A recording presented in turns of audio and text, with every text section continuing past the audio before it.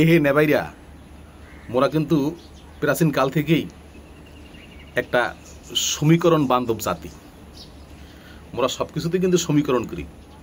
এই সমীকরণ যেমন খেলাধুলায় করি, রাজনীতিতেও করি। রাজনীতিতে সমীকরণ করি, জো বাইডেন ক্ষমতা আইবে না ডোনাল্ড ট্রাম্প আইবে, ডেমোক্রেটিক আইব না রিপাবলিক আইব। জো বাইডেন আইলে বিএনপির জন্য ভালো, ডোনাল্ড ট্রাম্প আইলে আমলিগের জন্য ভালো। আবার চিন্তা করি আমলিগ ক্ষমতা আইছে, এইবার ভারতের লাগে সম্পর্কটা একেবারে গভীর হইব, গাঢ় হইবে, ঘন হইব। আবার চিন্তা করি না বিএনপি যেহেতু ক্ষমতা আইছে, চীনের লাগে একদম মাখামাখি হইব। এটা রাজনৈতিক সমীকরণ। খেলাধুলায় আবার সমীকরণ করি। বাংলাদেশ পড়ছে ডি গ্রুপের দলগুলো হইলে গিয়া শ্রীলঙ্কা, আফগান, কথার কথা, পাকিস্তান, আবার নিউজিল্যান্ড, এগো লাগে পারবে না। যদি বি গ্রুপে পড়তো ওই দলগুলো আসলে Ireland, Netherland, Namibia, Kenya, Zimbabwe, এগো লাগে পারবে।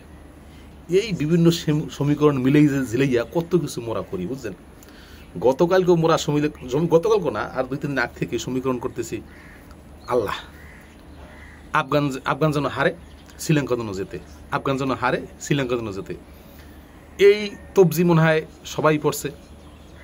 যে কোনোদিন খেলা দেখে না, ক্রিকেট পছন্দ করে না, হেও মনে হয় পড়ছে। পুরো জাতি কালকে তবজি পড়ছে। অবশেষে তবজি পড়তে পড়তে এই তবজি কামে লাগছে। মানে আল্লাহর দরবারে দোয়া কবুল হয়েছে সবার। তো দোয়া কবুল হয়েছে, এখন মোরা মানে সুপার ফোরে উঠতে গেছি। অন্তপক্ষে সুপার ফোরে তো 3-3টা খেলা পামু, 3-3টা কেলানি তো খাইতে পারবো। এক কেলানি দেবে ভারত, আর এক কেলানি দেবে পাকিস্তান, আর এক কেলানি দেবে শ্রীলঙ্কা।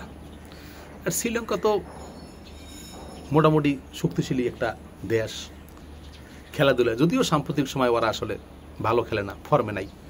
বড় বড় খেলোয়াড়গুলো চলে যাওয়ার কারণে শ্রীলঙ্কা একটু ডাউন হয়ে গেছে, কিন্তু আস্তে আস্তে কিন্তু ধারা উঠতেইছে। কারণ এই শ্রীলঙ্কা জয়সূরিয়ার উত্তরসূরি, এই শ্রীলঙ্কা মারবান আতাপাত্তুর উত্তরসূরি, এই শ্রীলঙ্কা অর্জুন রানাতুঙ্গের উত্তরসূরি, এই শ্রীলঙ্কা অরবিন্দ ডি সিলভার উত্তরসূরি, মালিঙ্গের উত্তরসূরি, সামিন্দা ভাসের উত্তরসূরি, তিলকরত্নের দিনশানের উত্তরসূরি। কার কথা কম? শ্রীলঙ্কার খেলারগুলা নাম বললে এই ভিডিও হইবে মনে করেন অনেক লম্বা। তো যাই হোক, শ্রীলঙ্কা কামব্যাক করছে।